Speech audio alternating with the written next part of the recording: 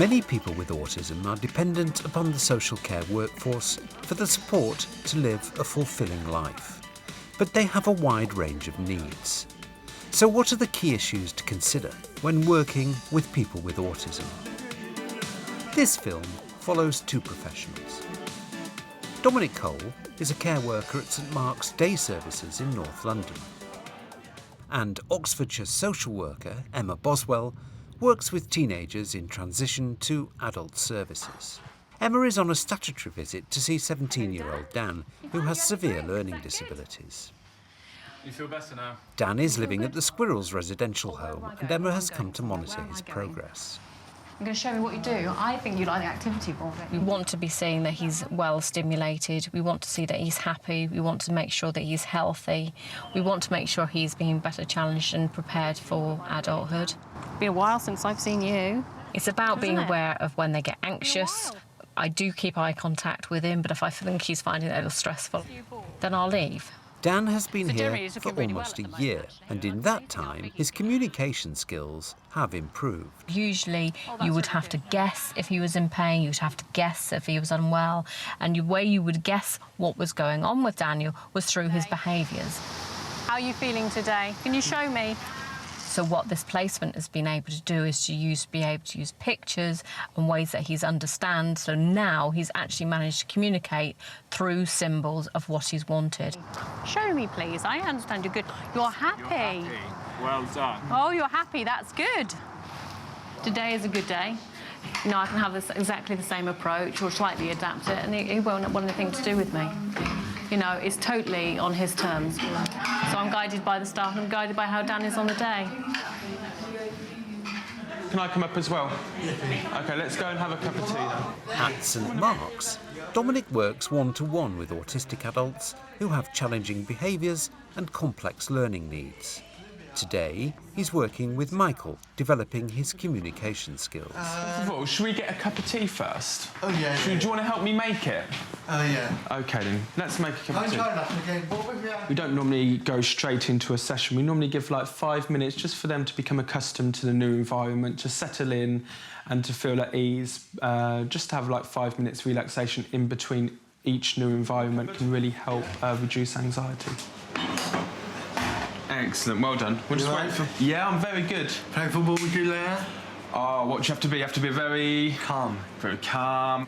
But when we have our cup of tea, after our tea, we're going to go and do plan of the day. Yeah, look in your folder. OK? But we're going to have tea first. Dominic's first priority is giving Michael a structure to his day. So today is Tuesday. And where are you? You're at the... Quality time. We're having quality time now, but where are we? We're at the... Day centre. And what do you do in quality time? Me and the team. Tea. And who did you make tea for?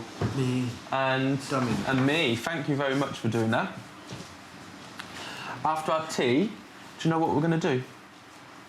Free dance again. Free dance. So we call it dance and... Movement. Movement. Excellent. Do you want to find... I think structure is very important for people with autism because predictability can actually make someone feel safer and secure.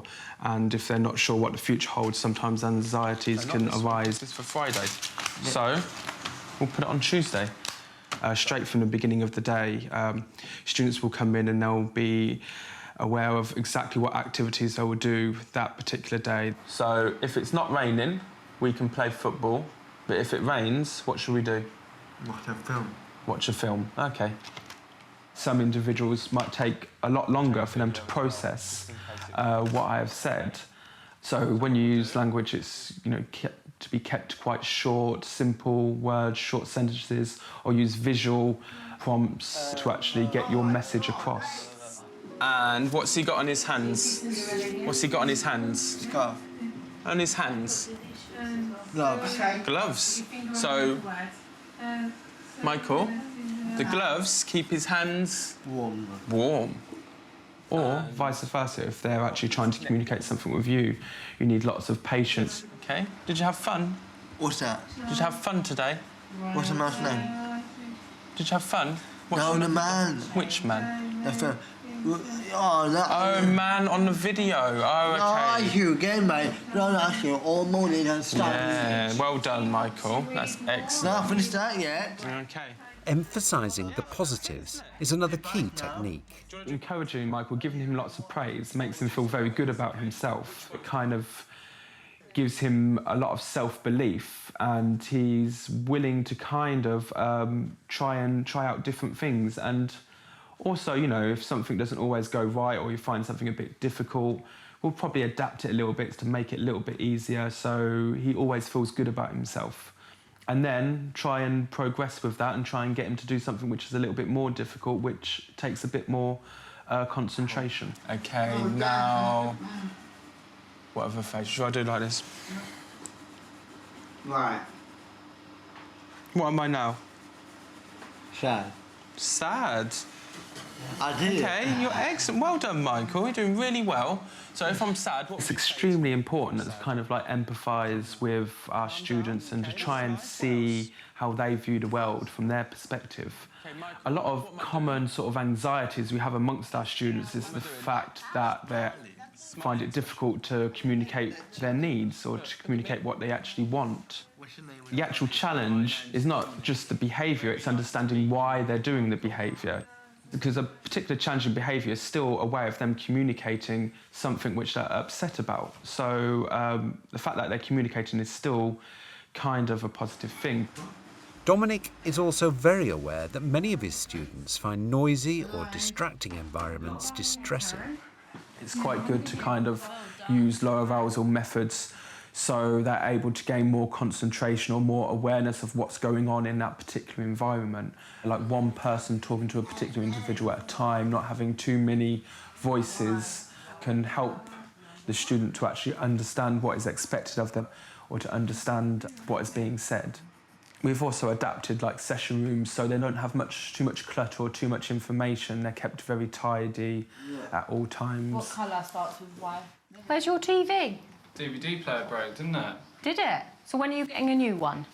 Back at the Squirrels, Emma's priority is to ensure that as an autistic person, Dan is provided with the appropriate services as he makes the transition to adulthood, and that links are made with all the key people involved in his care, including support worker Paul. Is there any folders you'd Ultimately, there's a settling down period. There are challenges faced by residential staff. So it's about listening to what they have to say and thinking about how you best open up the conversation a little bit more. Well, I'm wondering what else is in Dan that we don't know that's there. Because the parents are always very clear to advocate that he was capable of doing so much more than what was happening. I mean, his level of understanding is really high. He knows exactly what you're saying to him and what you're asking of him. It's about taking the knowledge that you know and then assessing what they're already done and then challenging the placement about how they're going to further develop it. Oh, my darling! I've come to visit. But actually, the most key person, of course, is the parents. So you're keeping them up to date. You're asking them what they felt about what comments people have made. Is there other ways that you think things could have been done better? What do you hope, what are your hopes and future desires for their children? Transition planning needs to start early and be led by both the young people and their families, so that real choices and opportunities for their future are delivered, whilst recognising that it's an anxious time and that decisions need to be very carefully considered to guarantee that the choices made are the right ones. It's about keeping, their spirits up, that actually this is the best thing as far as Dan is concerned into adulthood. It is progressive, it is moving him forward. No, Mum, that's nice. Did you say hello to You try your best to have a good, honest and open relationship with the parents, and you have to feel that you can challenge in an appropriate way, because ultimately you're the advocate as the social worker. You're looking at it from a different perspective. I'll see you soon. Bye. See you, Mum, another day. Good boy. Good Well boy. done. Well done.